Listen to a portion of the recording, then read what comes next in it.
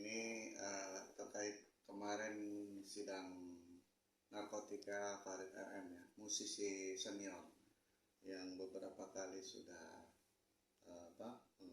tertangkap. Artinya kemarin di sidang itu yang bersangkutan didakwakan dengan ancaman yang lumayan tinggi, yaitu hukuman mati. Nah, sebagai mantan kepala BNN ini Pak, menyikapi terkait kasus narkotika ini dengan ancamannya yang lumayan mengejutkan, apalagi dia bukan sebagai bandar. Seperti apa Pak menilainya Pak? Ya, pertama Farid ini harus diselamatkan.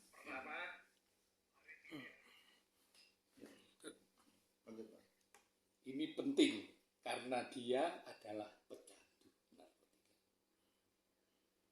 Dakwaan kepada Farid kalau didakwa dengan pasal pengedar tentu bertentangan dengan undang-undang narkotika.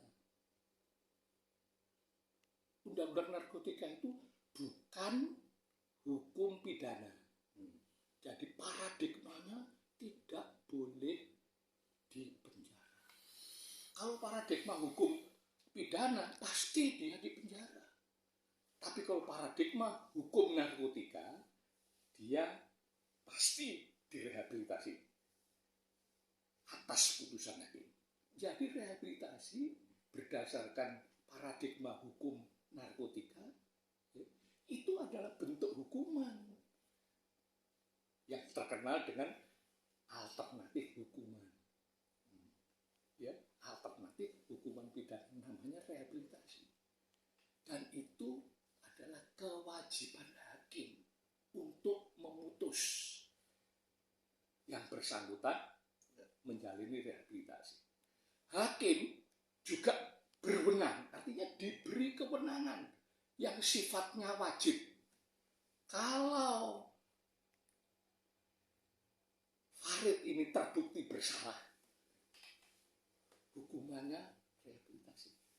Kalau tidak terbukti bersalah melakukan tindak pidana penyalahgunaan narkotika, Farid ini ditetapkan menjalani rehabilitasi. Artinya hakim wajib menghukum rehabilitasi, salah atau tidak bersalah.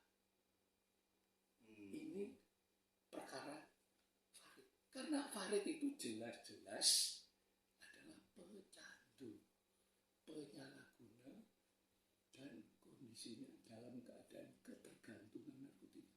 Dia sudah 4 kali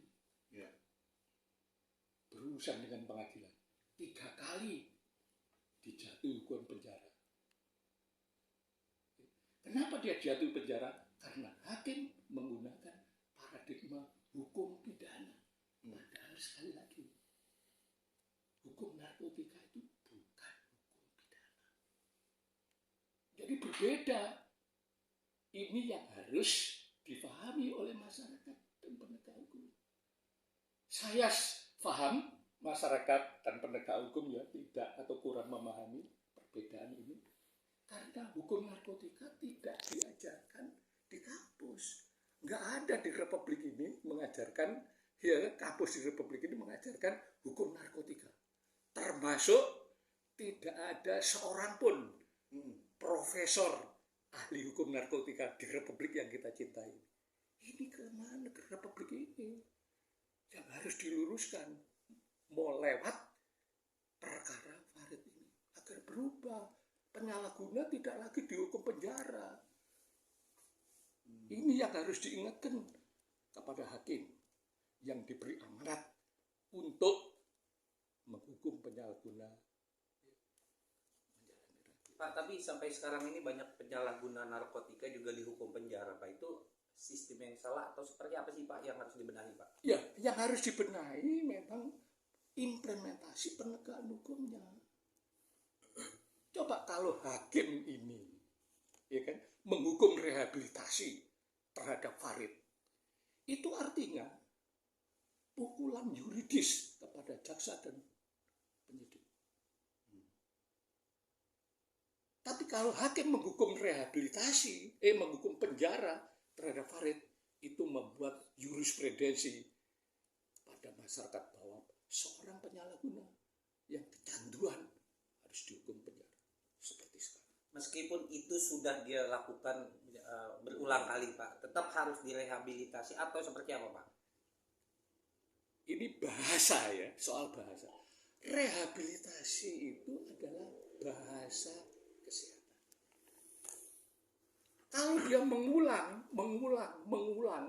itu orang kesehatan menyebut ini relapse. Hukum narkotika mengatakan itu relapse. Tapi kalau Anda menggunakan paradigma hukum pidana, pasti menyebutkan Farid adalah residivis. Itu kesalahan penerapan. Berbeda ya. Sangat berbeda paradigmanya. Nah, inilah yang harus disosialisasikan kepada seluruh masyarakat dan penegak hukum. Agar perkara Farid, ini jelas perkara pecandu, awam pun pasti mengatakan dia pecandu, ya kan? Kalau secara teknis Farid ini dimintakan visum et repertum, maka siapapun dokternya pasti akan memberikan gelar Farid adalah pecandu.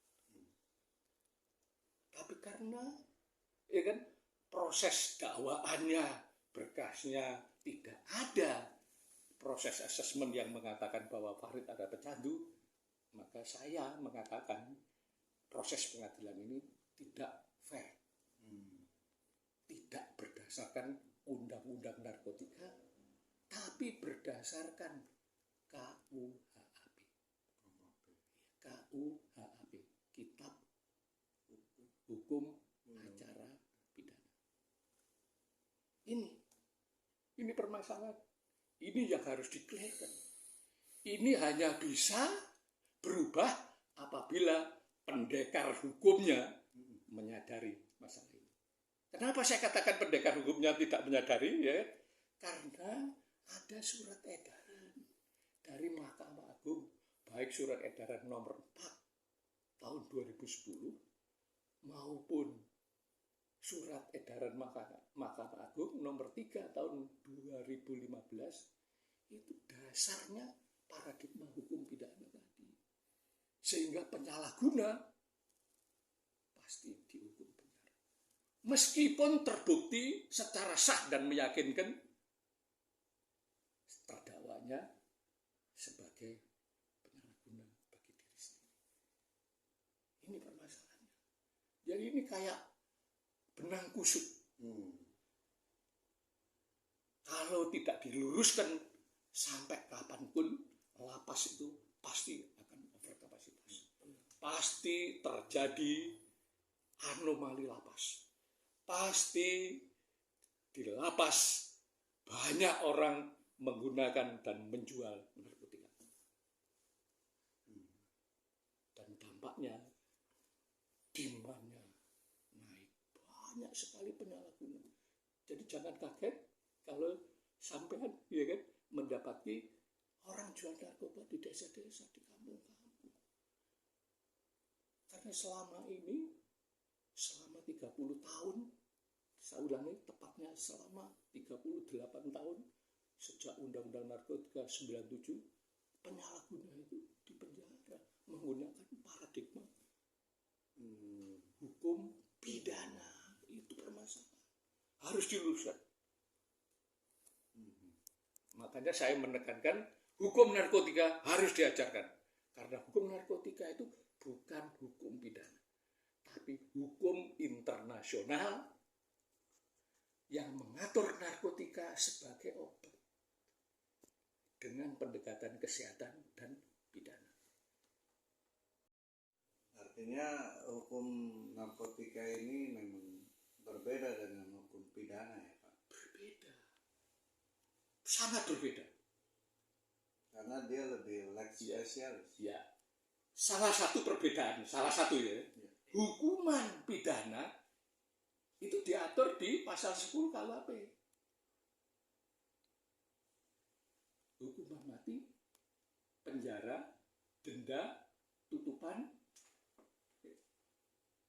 kurungan dan tutupan. Ada 5. Tapi kalau hukum narkotika, bentuk hukumannya rehabilitasi untuk penyalahguna. Sedangkan untuk pengedarnya pengekangan kebebasan dan perampasan aset hasil pidana. Jadi sangat berbeda hukum narkotika sama hukum pidana. Kalau dipaksakan, semua penyalahguna pasti dipenjara. Dan menangkap penyalahguna itu ya bahasa Jawanya ya gampang. Nah, orang sakit kecanduan narkotika mau ditangkap, wah kalau mau serius itu lapas bisa 1000% over capacity. Kalau berserius. Artinya pengguna narkotika ini orang sakit ya Pak?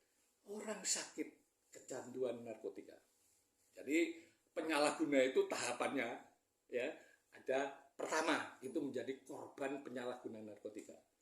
Siapa korban penyalahguna narkotika? Orang yang tidak sengaja. Jadi tidak sengaja menggunakan narkotika karena dibujuk, ditipu, dirayu, diperdaya, atau dipaksa menggunakan narkotika. Itu namanya korban penyalahguna narkotika.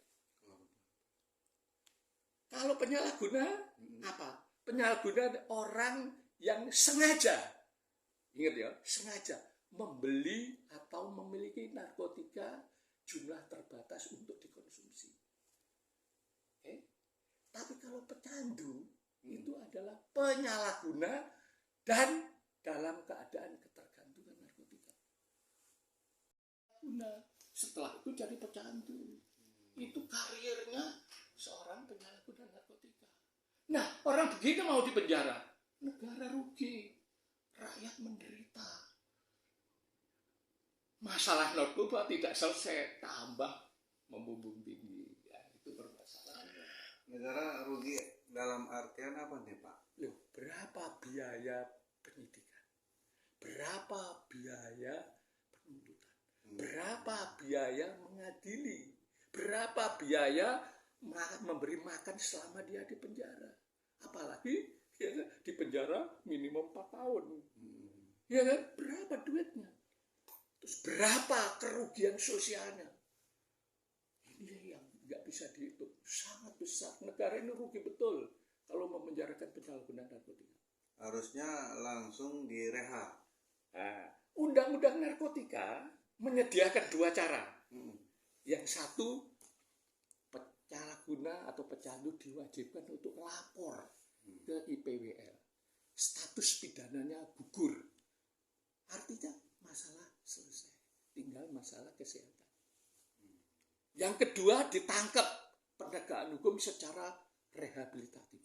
Tidak dilakukan penahanan dan tidak dihukum Kurungan. penjara. Tapi dihukumnya rehabilitasi. Itu bagi penyalahguna. Kalau bagi pengedar, ya hukumannya pengekangan kebebasan dan perampasan hasil tindak pidana. Perampasan aset hasil tindak pidana kok dilakukan. Negara ini kaya dengan duit. Karena bisnis narkoba itu uang besar. Dan ini menurut undang-undang bisa digunakan untuk proses, ya kan, pencegahan, rehabilitasi, dan penegakan hukum. Jadi negara nggak modal kalau mengikuti undang-undang narkotika. Jangan menggunakan undang-undang pidana, itu intinya. Tapi kan rehab itu menggunakan uang negara juga Pak? Ya, uang negara. Tapi uang negara kalau sumbernya dari perampasan aset, itu berlebih. Berapa biayanya? Tanya Menteri Kesehatan. Berapa biayanya? Tanya BNN. Berapa biayanya? Kecil. Daripada harus proses pidana. Oh, kalau sidang. pidana itu boleh ditanyakan. 1 tahun uang makan saja lebih dari triliun yang 2 triliun. Uang makan doang, belum uang penyidikan, belum uang membangun infrastruktur tahanan, belum membangun penyidik, iya kan? Yang notabene penyidik narkotika. Waduh, duit ya, rugi negara ini. Tapi Pak, dengan kata bahasa pecandu itu dikategorikan susah untuk sembuh. Menyikapinya peribahasa itu seperti apa Pak? Rehabilitasi selama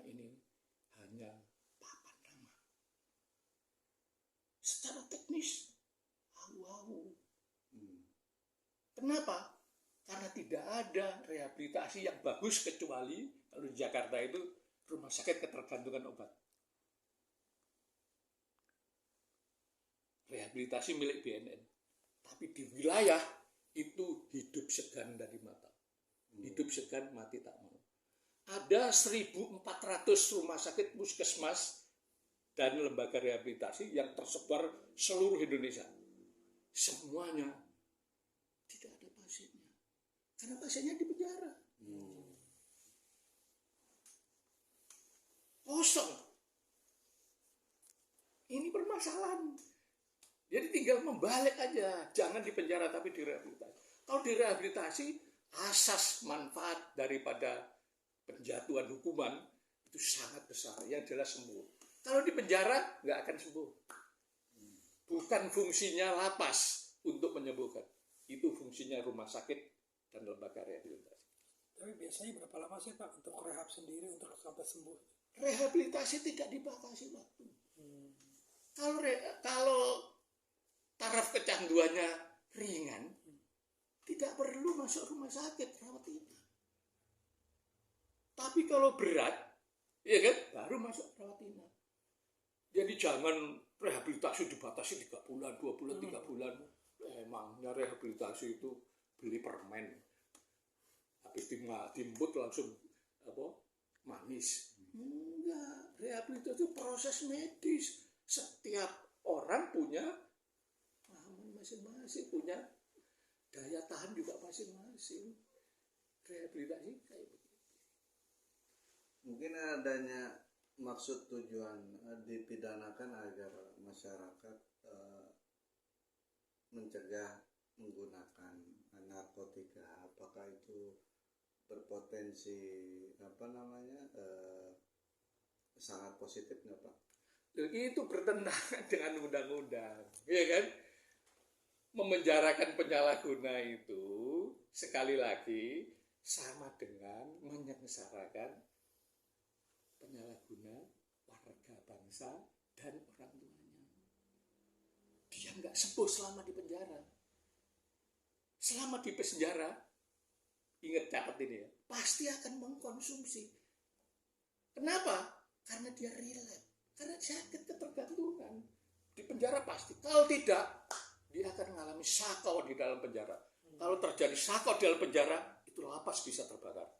Aparat bisa ditusuk.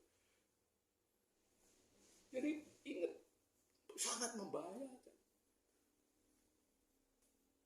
Pak, mungkin Tapi kalau ya kan, sekarang ini ya sudah ya kan, karena beredar di dalam narkotika ya tahu sama tahu, akhirnya diem, dimanfaatkan oleh aparat-aparat yang tidak bertanggung jawab. Pak, mungkin banyak di luar sana bukan Farid RM aja Pak, mungkin banyak orang tua juga anaknya penyalahguna narkotika, takut untuk datang ke rumah sakit ketergantungan obat karena biaya Pak. Itu Bang Hardi seperti apa? Itu gratis kah atau apa Pak? Dan prosedurnya itu harus seperti apa Pak? Saya ulangi, rehabilitasi adalah hak karena dia orang sakit yang dikriminalkan oleh undang-undang. Artinya yang mengkriminalkan itu negara. Orang sakit kecanduan narkotika dikriminalkan oleh negara, maka negara bertanggung jawab, ya kan, untuk menyembuhkan. Jadi biaya rehabilitasi, ya kan, baik atas kewajiban penyalahguna untuk melakukan wajib lapor atau atas kewajiban hakim untuk memutus yang bersangkutan menjalani rehabilitasi, semuanya biaya ditanggung negara. Enggak besar itu. Dan itu terjadi di seluruh dunia. Enggak ada rehabilitasi ditanggung jawab orang lain. Boleh ditanyakan negara lain. Rehabilitasi itu tanggung jawab siapa? Tanggung jawab negara. Tapi ada negara yang mau sharing, ya kan? Masyarakat mau sharing. Aku nggak mau ditangani negara karena standar pasti. Aku mau yang bagus. Boleh dia ditempatkan, boleh direhabilitasi milik swasta. Itu kalau wajib lapor. Tapi kalau ya rehabilitasi atas keputusan hakim, mutlak tanggung jawab negara dan harus ditempatkan di rumah sakit atau lembaga rehabilitasi yang ditunjuk negara. Sekali lagi ya, tidak ada alasan tempatnya rehabilitasi. Di mana tempat rehabilitasi itu sekarang ini ada 1.400 rumah sakit, puskesmas, dan lembaga rehabilitasi yang tersebar seluruh Indonesia. 1.400. Banyak juga sebenarnya. Loh, banyak. Kalau di Jakarta dulu ada rumah sakit RSKO, ya kan? Ada rumah sakit apa itu namanya yang ada di Jakarta Selatan ini, Fatmawati. Rumah sakit Fatmawati itu ditunjuk sebagai IPWL. Oke. Iya. Pak, dari tadi kita bahas pecandu Pak. Kalau untuk pengedar sendiri Pak, seperti apa Pak? Kalau pengedar itu yang harus diberantas. Jadi rumusan hukumnya, ya kan, kepemilikan narkotika untuk diperjualbelikan. Itu baru, ya, atau untuk kepentingan lain. Ya ada sih memiliki narkoba, ya, tapi untuk kepentingan orang lain, tapi dipaksa, ya itu ada pasalnya termasuk pengedar itu, ya kan? Nah, itu intinya begitu. Jadi hukumannya, ya kan, mereka itu pengedar, hukuman pengekangan kebebasan dan perampasan aset hasil kejahatan narkotika. Jadi perampasan aset itu ada undang-undangnya, pasalnya juga ada di undang-undang narkotika, ya kan? Itu hukumannya, bukan hukuman pidana, bukan hukuman mati. Kalau hukuman mati itu dia mempidanakan perkara narkotika. Enggak. Boleh dilihat undang-undangnya, baca di pasal 36 Undang-Undang Nomor 8 Tahun 76. Itu di sana jelas pasal 36. Hukuman bagi pengedar ini. Pengekangan kebebasan atau hukuman badan. Ditambah ya dengan perampasan aset hasil kejahatan. Itu nggak ada ya Pak? Undang-undangnya baca. Kalau nggak mau baca undang-undangnya nggak akan tahu. Tahun 76. Undang-Undang Nomor 8. Berarti udah lama ya? Sudah lama, makanya dalam Indonesia ketika berundang-undang dengan Undang-Undang Nomor 9 Tahun 76, itu hakim diberi kewenangan untuk menghukum rehabilitasi. Tidak pantas dan tidak layak dihukum mati. Penjara aja tidak pantas, apalagi dihukum mati. Dia wajib dihukum oleh hakim. Saya ulangi ya, hakim wajib menghukum Farid RM sebagai kalau pemeriksaan pengadilannya Kalau pengedar dan dia juga pengguna narkoba itu Pak seperti apa Pak? Nah, pengguna sama pengedar itu mutlak diberikan kewenangan kepada hakim. Dihukum rehabilitasi juga dihukum penjara. Karena memang undang-undangnya mengatakan masa menjalani rehabilitasi diperhitungkan sebagai masa menjalani hukuman. Jadi rehabilitasi itu bentuk hukuman. Boleh nggak Pak digabung sekian tahun rehabilitasi, sekian tahun penjara, boleh aja. Tapi kalau untuk pengedar yang berperan sebagai penyalahguna, tapi kalau penyalahguna murni hukumannya rehabilitasi.